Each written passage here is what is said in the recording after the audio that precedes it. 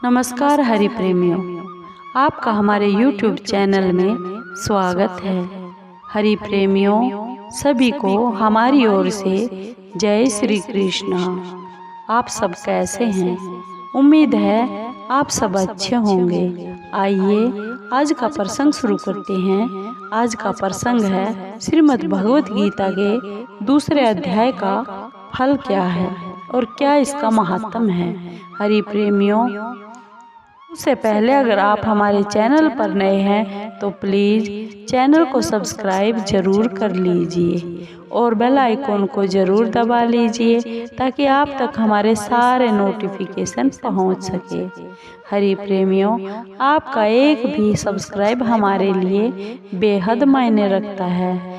आइए श्रीमद् भगवत गीता जी के दूसरे अध्याय का पढ़ने और सुनने से जो फल मिलता है, आइए उसे जानते हैं। हरि प्रेमियों, श्रीमद् भगवत गीता के सहारे या जरिए हर व्यक्ति अपने जीवन की कई समस्याओं का हल खोज सकता है।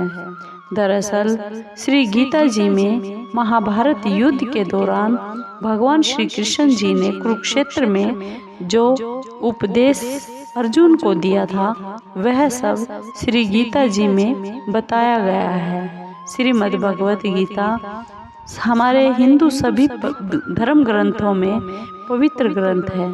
गीता जी में ज्ञान, भक्ति, कर्म योग को बहुत ही अच्छे और सरल ढंग से समझाया गया है। तो आइए जानते हैं श्री गीता जी के दूसरे अध्याय को सुनने और पढ़ने वाले को क्या फल मिलता है उसके बारे में। एक बार श्री नारायण भगवान बोले, हे लक्ष्मी, दक्षिण देश में एक पूर्ण नाम का नगर था। वहाँ पर एक देव सुशर्मा नाम का बहुत बड़ा धनवान रहता था। वह साधु संतों की बहुत सेवा किया करता था। जब साधु सेवा करते हुए उसको बहुत दिन बीते, तब एक बाल नाम का ब्रह्मचारी वहाँ पर आया, जिसकी सुशर्मा ने बहुत बड़ी सेवा की और विनय किया, हे साधु जी, हे संत जी, हे महात्मन, कृपा मुझे श्री नारायण जी को पाने का कोई ज्ञान दीजिए, कोई उपदेश कीजिए। तब ब्रह्मचारी बोले, मैं तुझे श्री गीता जी के दूसरे अध्याय का पाठ सुनाता हूँ। देव सुशर्मा ने कहा कि गीता जी के दूसरे अध्याय को सुनने से क्या पहले भी कोई मुक्त हुआ है? बाल सन्यासी ने कहा, मैं तुझे बहुत पुरानी कथा सुनाता हूँ। एक अयाली वन में बकरियां चराता था और मैं वहाँ पर भजन किया करता था। एक दिन की बात है, रात के समय अयाली बकरी लेकर घर को चला। मार्ग में एक सिंह बैठा हुआ था। एक बकरी सबसे आगे आती देख कर वह शेर वह सिंह भाग गया। तब अयाली ने यह देखकर बहुत आश्चर्य हुआ और मैं भी वहां आकर खड़ा हो गया। उस चरवाहे ने मुझे देखकर कहा, मैंने यह आश्चर्य देखा है कि बकरी को देखकर शेर डर कर भाग गया है।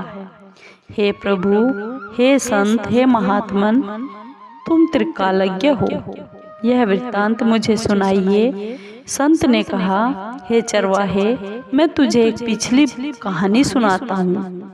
यह बकरी पिछले जन्म में डायन थी। जब उसका पति मर गया तब यह बड़ी डायन हो गई। जिस सुंदर बच्चे को देखती उसी समय खा लेती थी। शेर पिछले जन्म में फंदक था। वह पक्षी पकड़ने के लिए जंगल में गया। ये डायन भी वहां चली गई। डायन ने उस फंदक को खा लिया। अब यह फंदक बन गया है शेर। इसलिए बकरी को देखकर उसे लगा कि वह अब भी मुझे खाने के लिए आ रही है। तब चरवाहे ने कहा कि मैं पिछले जन्म में क्या था? संत बोले, तू पिछले जन्म में चांडाल था।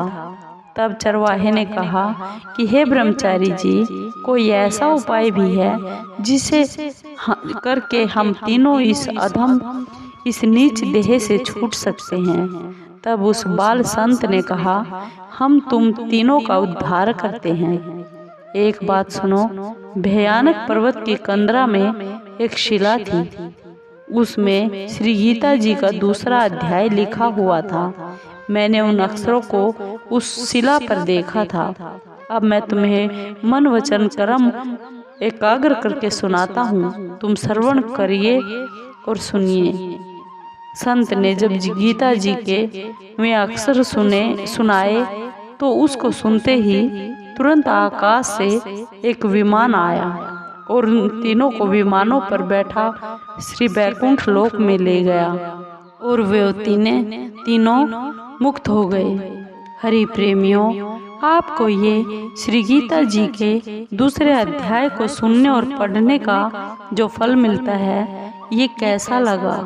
अगर आपको अच्छा लगा हो तो प्लीज़ चैनल को सब्सक्राइब कीजिए, लाइक कीजिए और कमेंट कीजिए, शेयर भी कीजिए। धन्यवाद दोस्तों।